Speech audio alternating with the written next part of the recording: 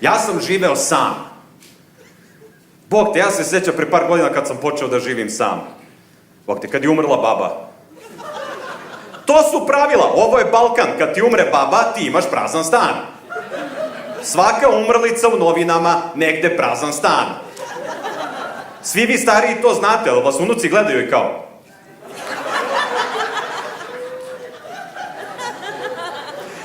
Ja sam živeo sam i bilo mi je lepo i uživao sam u životu i radio sve stvari koje sam mislio da ću da radim kao sam. Pišao gde hoću, jeo kad sam hteo, uživo. I onda se doselila ona. Ona kaže da sam je ja zvao, ja joj verujem. Je li ima ovde neko da njegova devojka živi s njim? Ajde aplauzom.